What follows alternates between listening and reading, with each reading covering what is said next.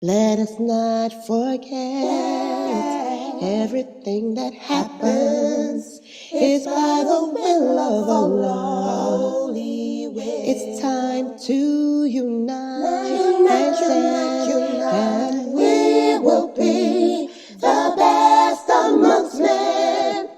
It's not time to be extreme or usually unthinkable, but to stand together as one. Into Sunnah followers streaming every day, various platforms. Trust me, you'll find a way. Sunnah followers. This is Yusuf, and this is Ayub. And if you are benefiting like we are from the classes and the ongoing programming, and tuning into the Sunnah followers, please donate. Let this be an ongoing Sadaqah Jariyah on your behalf. You're helping the kids, the converts, and everyone seeking knowledge. And it's a wealth of information every day you tune in. Don't forget, you are being rewarded for your generous donations to keep this programming on air. You know, just like what you're hearing, put your dollar where the dollar's at, right here on Sunnah Followers. Don't forget, donate. Right here to Sunnah Followers and dollars out. Assalamu alaikum rahmatullahi wa barakatuh. Ina alhamdulillah wa salat wa salam ala wa rasulullah. Before we begin, just as that little jingle was saying, put your dollar where your dough was at. And alhamdulillah, I want to remind everyone, this is the 28th of the month, which is the end of the month, and we have the first coming up in about several days, and we do need donations to help cover our website expenses. As everyone knows, it's $2,000 a month, really more than that, but at least $2,000 a month to cover our website expenses. Please scan the code there, and or you can go to PayPal me/Sunnah followers and make a donation, and think about the reward you're going to get. You know, think about how whatever reward Allah is giving me and all the people behind this website for the dawah we're doing, you're also getting that reward and the reward of anyone who benefits from what we teach, because were it not for you, they wouldn't be able to benefit. So, you know, this is the type of charity that will follow us even after this world. So please, guys, you know, support this dawah effort. We are a 5013. That means you can write us off on your taxes, you know, subhanallah, and all your money by us being a 5013C, it lets you know that all your money is going right to this website and not in anyone's pocket. So please support us. Right now, we have nothing in our account because we were overdrawn as usual. We were $14 overdrawn, and I ended up putting the money in there from my personal money. So we just even with no money in our account at all. So if anything goes through in the next day or so, it's going to bounce again. You know, so please, guys, donate today and look at all the blessings you're getting. This website, we've been around since 1986. We've been broadcasting and streaming on Facebook for 2 years now. And look how this website has grown in the past 2 years just from me using YouTube to broadcast a stream on, and YouTube and D-Live and Twitch. So please, guys, the word is getting out about our website, and also please share and subscribe. Please subscribe to my YouTube channel, and also share our channel with any Muslim friends you know. Let them know. Before I start my lecture, I meant to address this earlier. You know, I'm always getting these comments from men and women who feel the need to have to advise me, which I don't know what makes them think They can advise me about anything. They don't even know me. But the thing that they call themselves advising me of is such a basic of Islam. I get sick and tired of these comments. Oh, sister, very good lecture, but can you please soften your voice? We understand, your knowledge and passion. Can you please soften your voice? Not for $1 million. And I want all Muslims that hear this to write this down. If you offered me $5 million, I would never soften my voice publicly. Why? Because softening my voice publicly is the same as me walking out my house naked. I fear Allah. And I'm a da'iyah.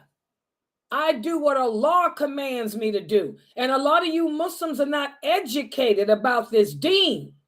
That's why you go around saying that women can't show their face when that's a lie. That women can't be beautiful, that's a lie too.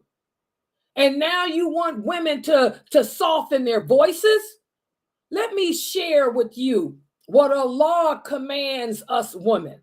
Allah says in the Quran, "O you women who believe, do not soften your voice publicly, lest you stir up emotions in the heart of someone that can cause you harm." So maybe you brothers are so used to listening to these sinful women that you deal with in your personal life who like to soften their voices and probably look like Nicki Minaj too. Hello, Nicki Minaj is a pretty woman. I think she's extremely beautiful. Okay, but does she have to dress the way she dressed? In her industry, yes. But that's not my industry. I'm in the industry of Allah.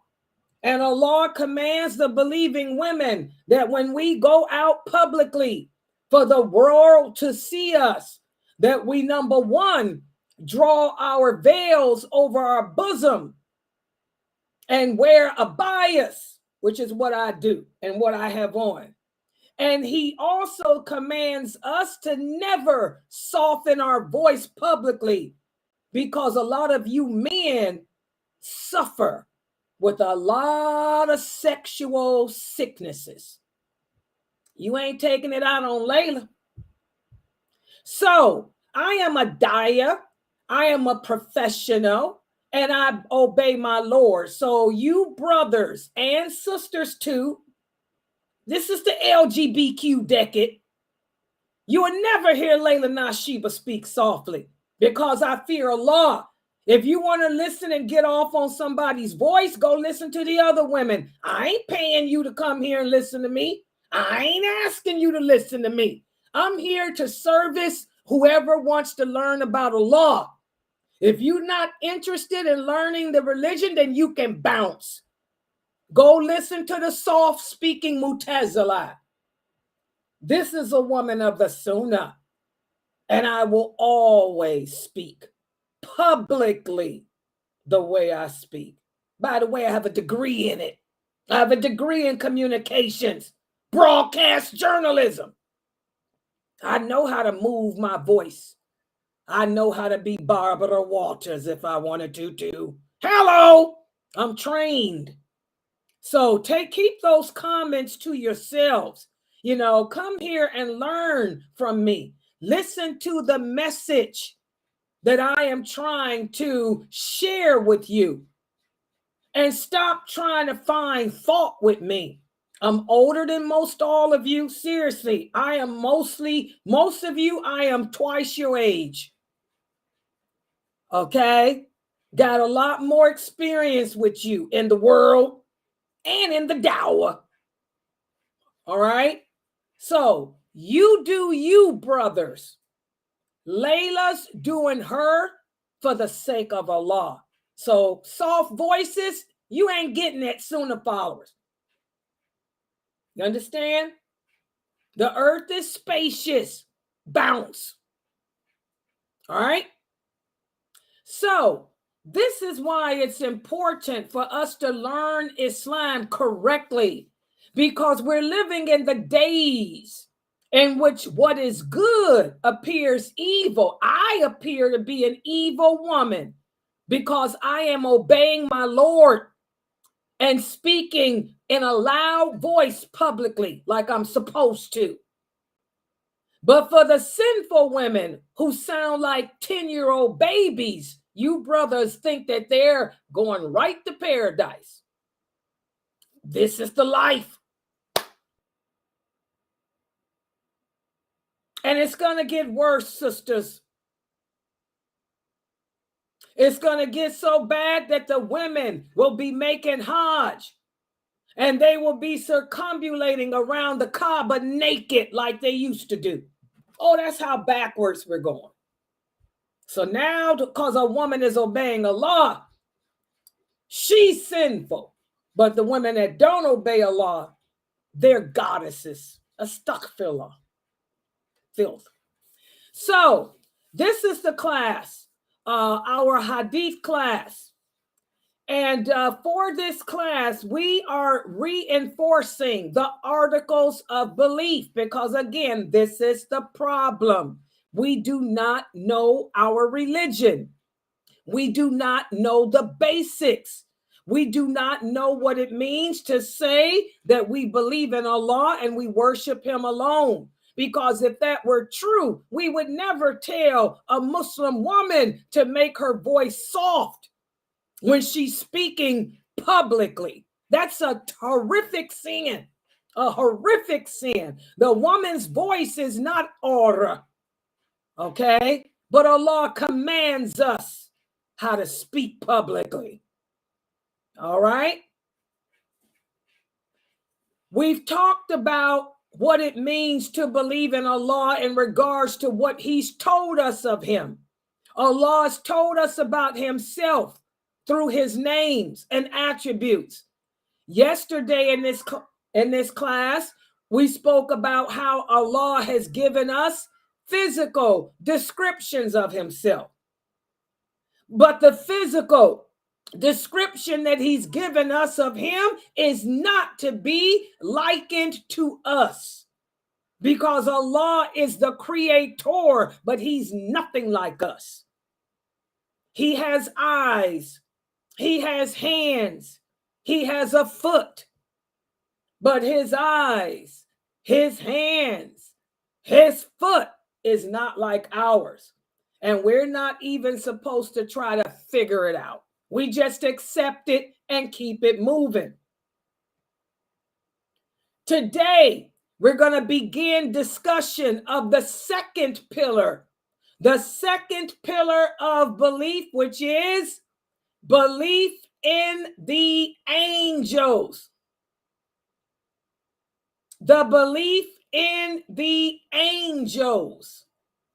And we'll begin with page 20 of the book. And by the way, for those of you who have not yet purchased the book, you do want to head over to www.atleeonline.com. This is where all the books that I use. I only use the books written by Sheikh Muhammad Saeed Atlee and the books written by Sheikh Kareem Abu Zaid. All of Sheikh Muhammad Saeed Atlee's books can be purchased by going to www.adleeonline.com. Kareem Abu Zaid's books are on Amazon. Okay?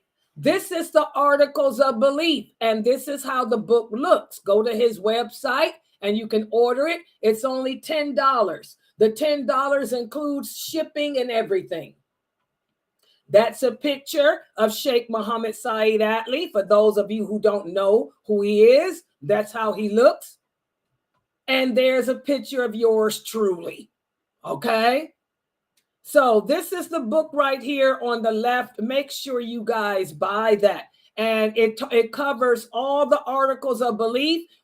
Today we'll begin this second article here, which entails the angels. And let me get ready to put the PowerPoint up for my people in my Zoom room. Give me a second here for you guys. I'm getting ready to. And by the way, I am a professional teacher, and I do have a lot of students. So what I encourage everyone to do is, when I start teaching, screenshot the PowerPoint that I'm using, and then at the end of the class, print them out from your phone, and then staple them together, and then clip it with a paper clip to the page in the book. Today's page will be page 20. So that way you can review everything, inshallah. So let me reload this. And you guys know we're streaming on all major social platforms: Facebook, YouTube, Twitter, Twitch, DLive, Trovo, LinkedIn, all of that. Okay, but what I'm going to do now is, and also in our Zoom room as well. People on Zoom, you give me a second. You all see I got, who has the host rights? I didn't even give myself host rights. Lord have mercy. So I can make you guys, okay, let me share the screen. I'm going to share you guys to Instagram. Okay, that's Instagram right there. That's the people in Zoom. And what's this? Oh, what is this? Am I screen sharing this too? How I get this off? How did I do that? I don't know what I'm doing. Oh. Okay, let me go to, I got too many cameras going. Okay, here we go. So now I'm going to put this on the screen for everyone. Hold on.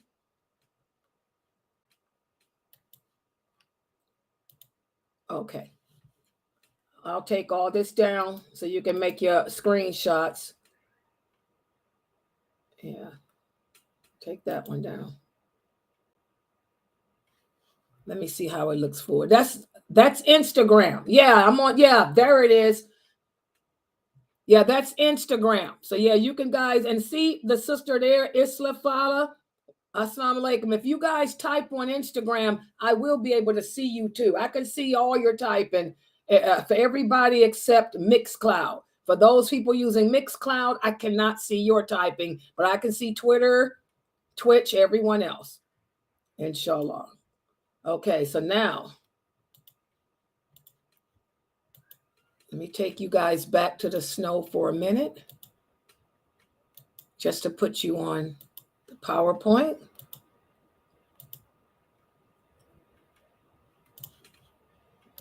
Full screen.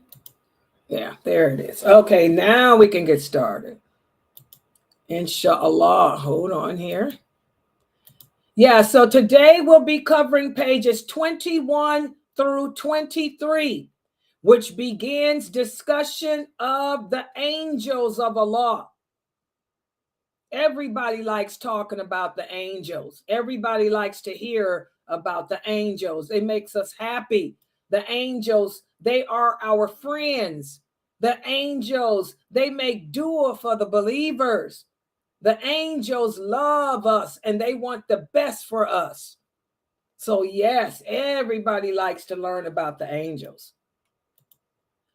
All right, so here we go. Page 21. Take the book out and turn to 21. Again, there are 6 articles of belief. In other words, 6 things that when we... It's 23 in the book. Okay. In the book is 23, y'all. Okay. I want y'all to remember, every time we declare La ilaha illallah, Muhammad Dor Rasulullah, and we declare that every time we make salat, when you recite the tashahhud, you're pledging that allegiance. And one of the things that we are pledging to is to believe in Allah and everything He commanded us to believe in, such as His angels, His books, His messengers, the last day, and His decree. Those are the 6 articles of belief. If you don't believe in those 6 things and everything, I repeat, everything, I repeat again, everything Allah told us about those 6 components, then your belief system is not correct. Does everybody understand that? We went over the first article, which is belief in Allah. The second is belief in his angels. The Arabic word Malik, and when you hear the Arabic word Malik, it means angels in English. And the angels, they are part of the unseen world. What does that mean? Well, there are some things that exist that can be seen with our eyes, such as we can look at each other. We can see the building across the street.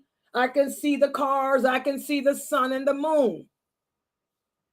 And there are other things in existence that cannot be seen with the human eye. If your eye does not have the ability to see something, that doesn't mean that that thing doesn't exist. Just because we cannot see Allah does not mean that he does not exist. Just because we cannot see the angels either does not mean that they don't exist. And take a screenshot of this. Okay? So the unseen world, this world is the world of things that we cannot see. Allah is part of the unseen world. Paradise and hell are part of the unseen world. The jinn are part of the unseen world. And the angels are part of the unseen world. And this is why you brothers need to be careful when you tell your women that they should be invisible. When they leave the house, it should be as if they invisible, as if they don't exist. When you make a stupid statement like that, you're basically saying that Allah made a mistake in his creation. You're saying that Allah made a mistake creating women to be part of the seen world.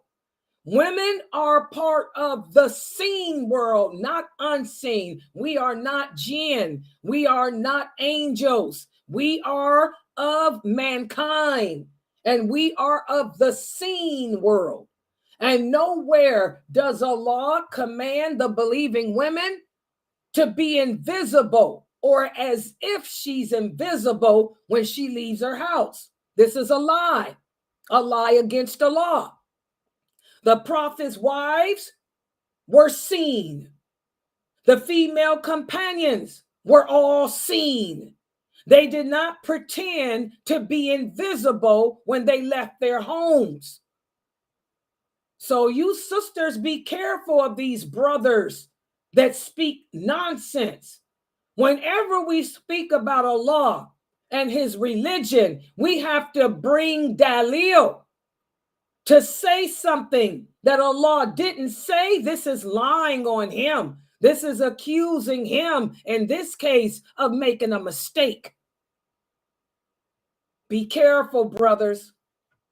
Y'all got to get over this oppression against women. Get over it. Come back to the Sunnah. Okay? All right. So,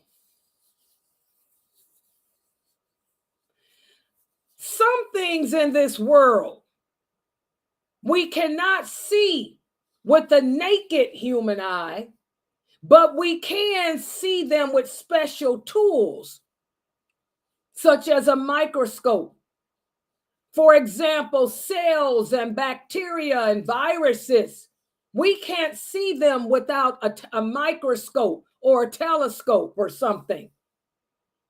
But then there's other things that cannot be seen at all. It doesn't matter how many microscopes, telescopes you use, you'll never be able to see an angel. No matter how many telescopes, no matter how powerful it is, you will never be able to point it at the sky and see Allah or even paradise. Okay?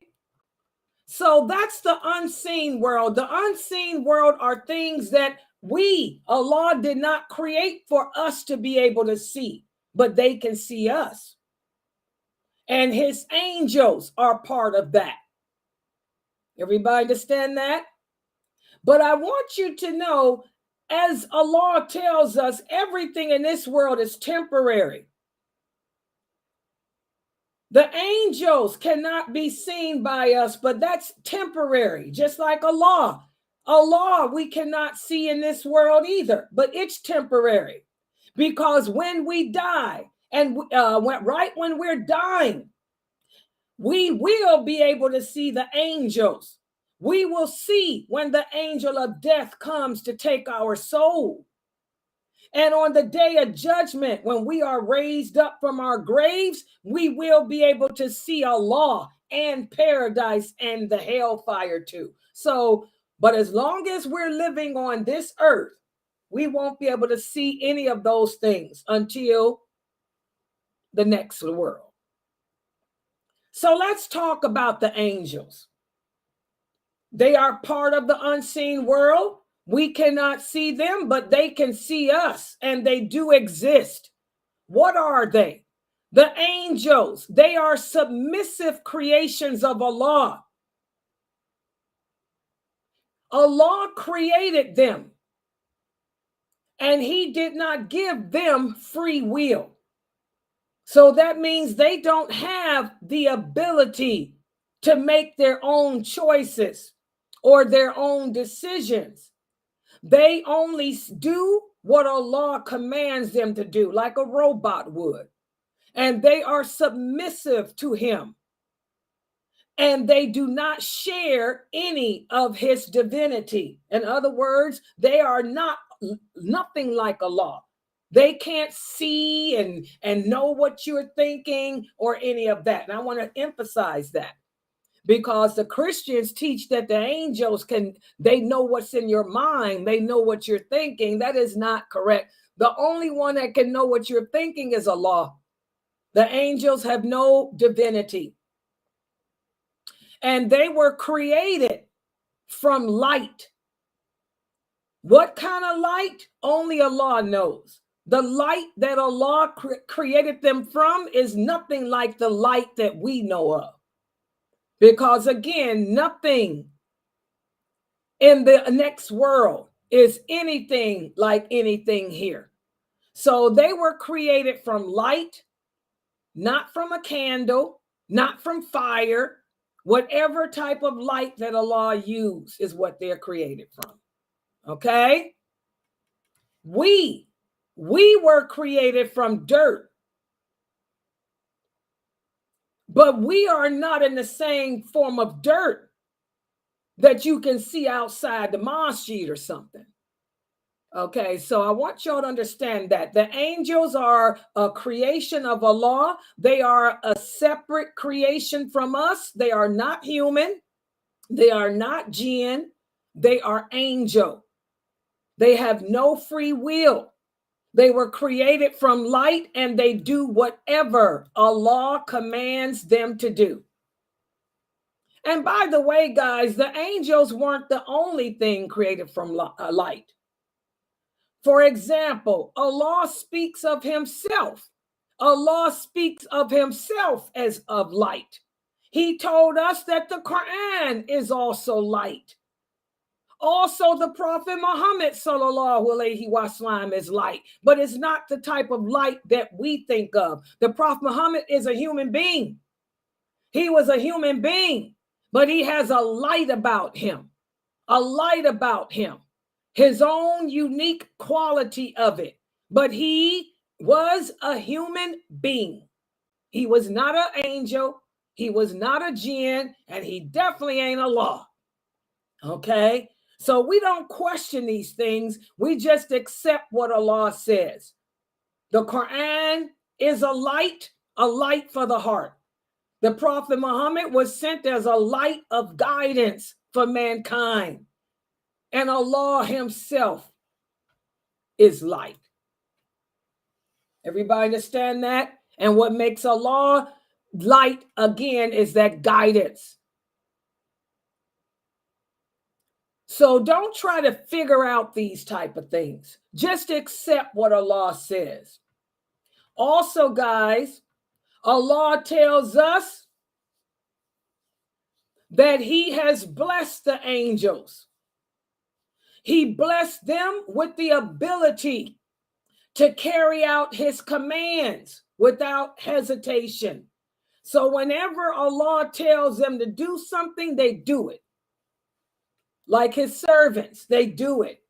Listen to what Allah says in the interpretation of the meaning. To him belongs whatever is in the heavens and the earth, and those close to him, the angels.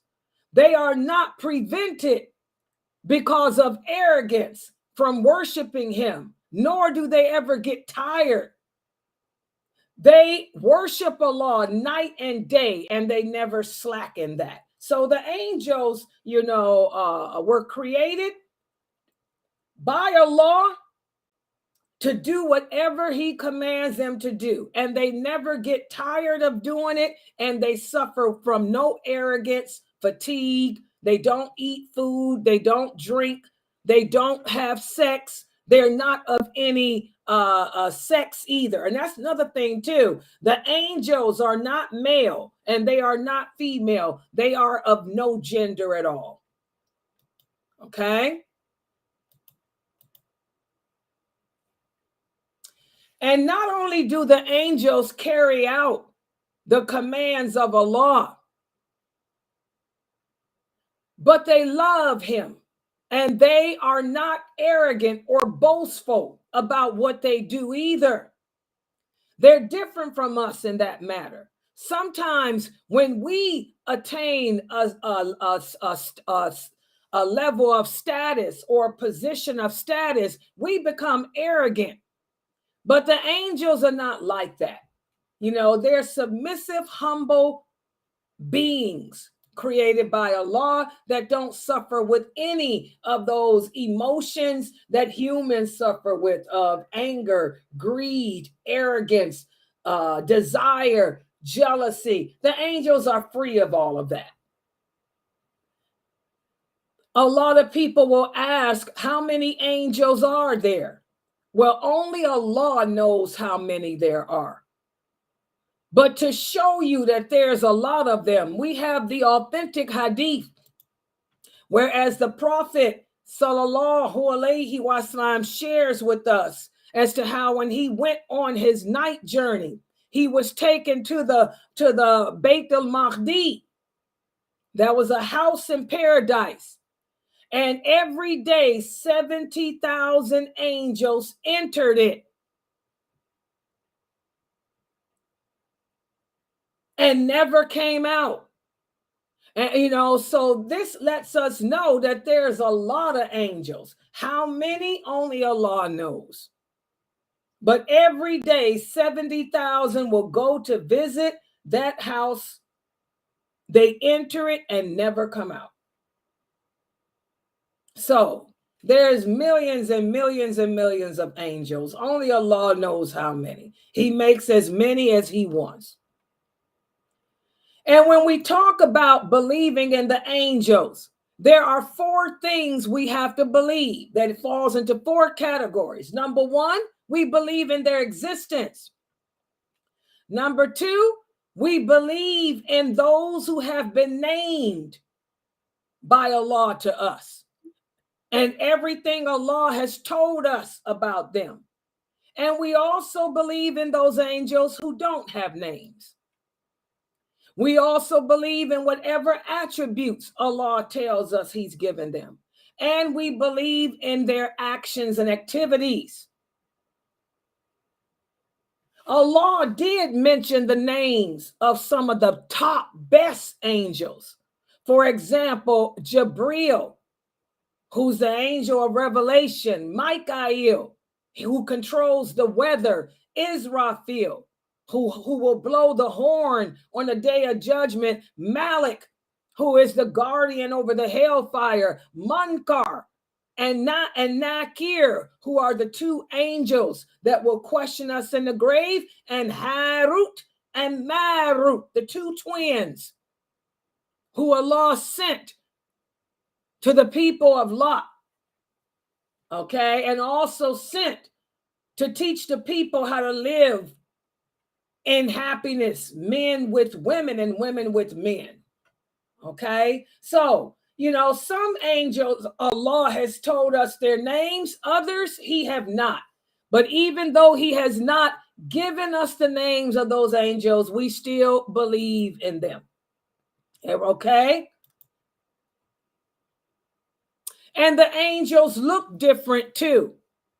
Some of them have 2 wings. Some of them have 4 wings. And some of them have more. And this is also something that differs from what the Christians teach. The Christians show these little bitty babies flying around with little wings. The angels are of no gender. They're not male and they're not female. And they have different numbers of wings. For example, Jabril is the strongest of all the angels. He has more wings than all of them. Listen to how the prophet described him.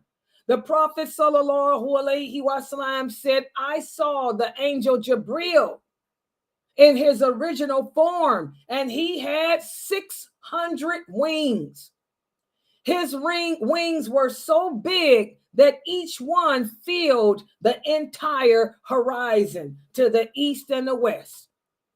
So Jabril has 600 wings. Some have 2, some have 4, some have more. So they're different. And also, Allah has told us that the angels have the ability to change their form. They are part of the unseen world. What does that mean? That means you will never be able to see an angel in its original form in this world. But they can take on the appearance of something different, and you can see it. For example, the angel Jabril, he would come to teach the prophet the religion, and he would come in the form of a man. One time he came dressed in white. He had dark black hair, and he sat down with the prophet and asked the prophet to tell him about Islam. This is with him when he was giving a quiz to the prophet. Also, remember, Allah tells us that the angel Jabril took on the appearance of a man and came to Mary, the mother of Jesus, and told her that she would be having a baby. Also, remember Prophet Abraham, alayhi salam, the 2 angels, Harut and Marut, who came to Prophet Abraham in the form of a man.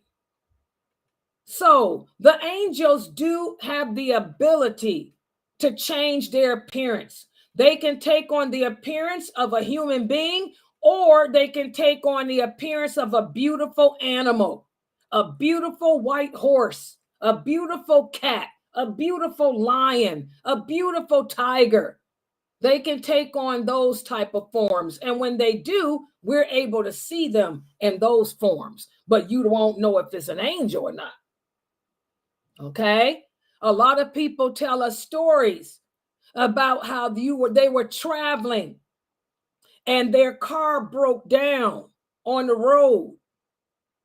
And a handsome man pulled over, got out of his car and fixed the tire, and then got up in his car and left. That could have been an angel, and nobody else seen that man.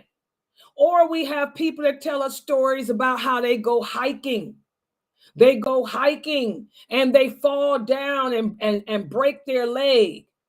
And they're laying there in the mountain with their leg broken. And all of a sudden, a beautiful white animal, a white cat, or a beautiful white wolf comes up holding water, a bottle of water in its mouth and gives it to them. That could have been an angel. That white wolf could have been an angel. That white cat could have been an angel. So there's a lot of stories like that. Allah knows best if they were or not, but they could have been. So they have the ability to take on different appearances. And again, they all have different duties. For example, Jabril is the angel of revelation. Michael is the one that controls the weather. Israfil oversees the blowing of the trumpet on the day of judgment. The angel of death, he has been charged with taking the souls. And by the way, the angel of death has no name. There is no authentic hadith that says the name of the angel of death. Okay, so we don't know his name, but he is a guardian angel. His job is to be in charge with the taking of the souls. And also we have Malik, who is the guardian over the hellfire. And again, Munkar and Nakir, who are the ones that's going to question us when we're in our graves. So these are the things that we have been told about the angels that I wanted to go over with you guys today. There's other things we will be discussing about the angels and their duties in particular, but I'm going to do it, slowly. I'm not going to sit here and go through a whole chapter of a book, and all of that. A whole chapter of a book with you guys and throw all this information on you, and then you don't remember it because most of you don't do too well with my quizzes. I don't know if that's, maybe we got some OCD. I mean, what you call it, ADD? I don't know. Bipolarism? I don't know. But y'all don't do too good on my quizzes, so I'm going slow, 2 pages at a time. I have to do 2 pages at a time with you guys. All right, so I'm going to stop right here for tonight. Subhanakallahumma wa bihamdika ashhadu an la ilaha illa anta astaghfiruka wa atubu ilaik. Any questions about the angels? Go ahead. Brother Abdullah, you got some questions about what we talked about here or something else? Go ahead.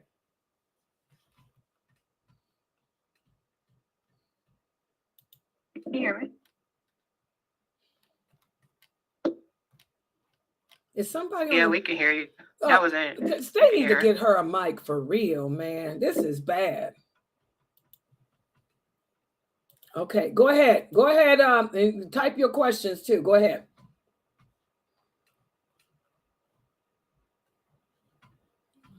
Okay, wait a minute. I can see it if you type it. Yeah, go ahead. I'm trying to find my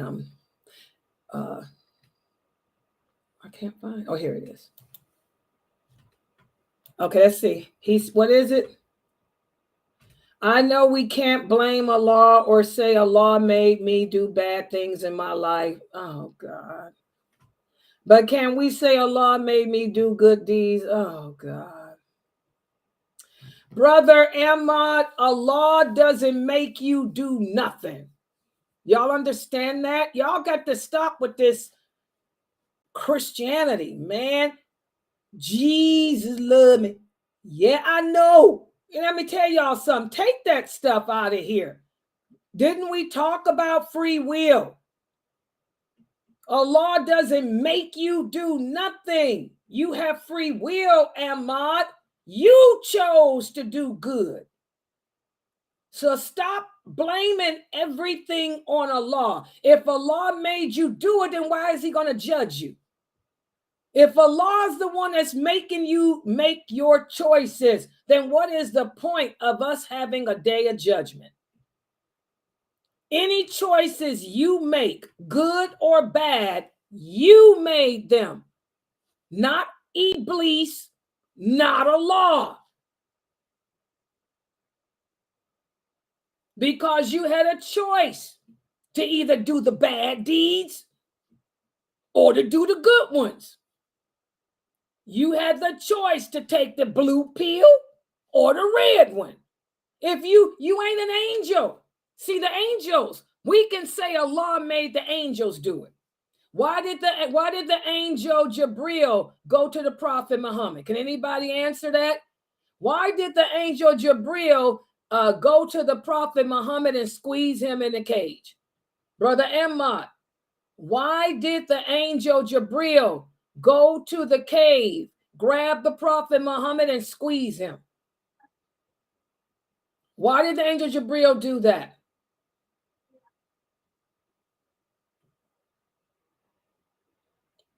Because Allah made him to do that. Allah made him do it. Allah said, Jibril, go squeeze him. And he did. The angels don't think. Do you understand? They have no thinking mechanism here. You do. Allah is not telling you, Ahmad, go to the mosque. He's not telling you to do that.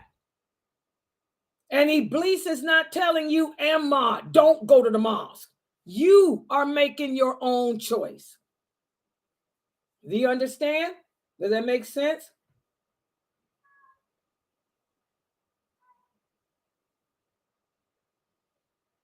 Allah doesn't make you pray. Allah doesn't make you do anything. You decide to get up and pray. Allah can guide you. How does Allah guide us, guys? Here we go, back to Tawheed, back to Wala wa better and the fitra and the soul. How does Allah guide me to do good deeds? How does Allah guide me, guys? How is a person guided to do something good? By the angel. What angel? The angel of the heart, the fitra. The angel of the fitra. Remember the fitra, that angel whispers to you to do good. You got an angel, Brother Ahmad, assigned to your heart. That angel tells you every day, wake your behind up and go make fajr. That's what the angel's doing. Wake up, go make fajr. And on the other hand, you have the jinn. The jinn saying, sleep, don't make fajr. Sleep, don't make fajr. So that's your suggestions to do good deeds and bad deeds are coming from your jinn and your angel. Sometimes you listen to the angel and you wake up and make fajr. Sometimes you listen to your jinn and you sleep. But that is not Allah inside you telling you to do nothing. Do you understand? Nor is it Iblis. Do you understand now, Brother Ahmad? So whatever good deeds you do, you're doing them because you choose to. Whatever good deeds that you're doing them because you are listening to the angel of your heart. We thank Allah. Wait a minute. What?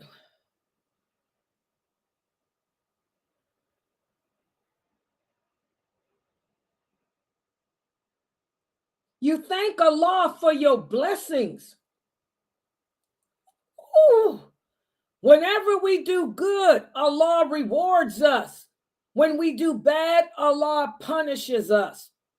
The Prophet Muhammad said, thank Allah for the blessings. Allah says in the Quran, Brother Ahmad, thank him for the blessings I give to you, the rewards.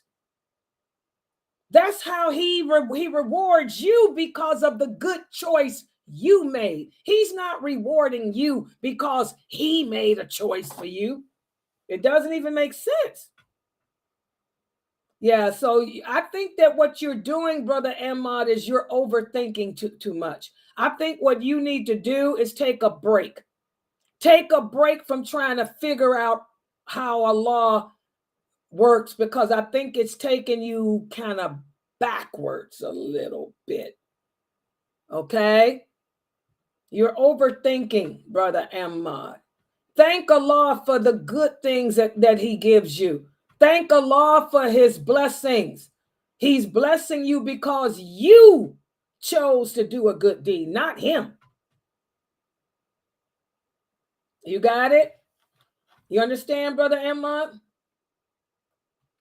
Does that make sense? You can't blame Allah for nothing. And you can't say Allah made you do nothing. Allah didn't make you do anything. He just knew what you was going to do. You making your own choice. You're a human. You're not an animal. You're making your own choices. You got it?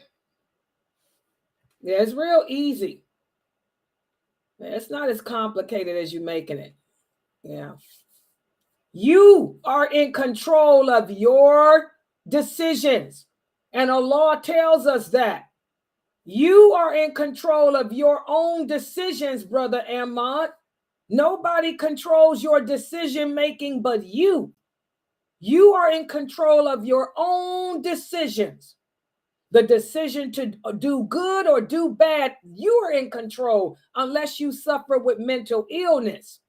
That's when the pen is lifted. If you're a person with mental illness, you're not in control. You're not in control of your own thinking. So Allah lifts the pen for them. But ain't nothing wrong with you mentally. You run this. This is what you run, your brain. This is you. You. Everybody got that? All right. Any other questions? Did you say that, like, would the angels be able to be in two different places at once? Like, say if two people died on different sides of the world, would it be the same angel of death? The angel of death is the archangel. He's the one over that. He has other angels that he can assign to do stuff to. When you die, it's not just no one angel that comes anyway. It's three. So the angel of death is the guardian, just like Ridwan. Ridwan is the custodian over paradise. It's his job to make sure that everything is kept clean. Okay? But he has angels working for him. Just like Michael. Michael is the one when Allah wants it to be a snowstorm in California, rain in New York, a thunder, Michael gives the order. You, angel of the mountain, do this. You, angel of the river, make a tornado. These are the leaders. They delegate. Do you understand? Yeah, that makes sense. And there's millions of angels. Only Allah knows how many. Okay? I was going to say with the fascination that you're talking about, it just came up in a story, but years ago, my sister was telling me she was in a really bad car accident. And at the time I was Christian, I didn't really understand what's going on. But she said she was like in the verge of being conscious and subconscious, and her injuries was really bad. And she said that there was a beautiful man. He looked like he was like a passerby or whatnot. And he was talking to her like, oh, I'm going to go get the ambulance or whatnot. So I guess when the medical professionals came and she was explaining to them, like, there was this person that came to me. He was trying to calm me down or whatnot and try to keep me, awake until you guys came. And she was telling them, they was looking at her like she was crazy or she was like imagining this. But she described his clothing, how he looked, his features and everything. It could have been an angel. Allah knows best. Yeah. They can take on the form of a human.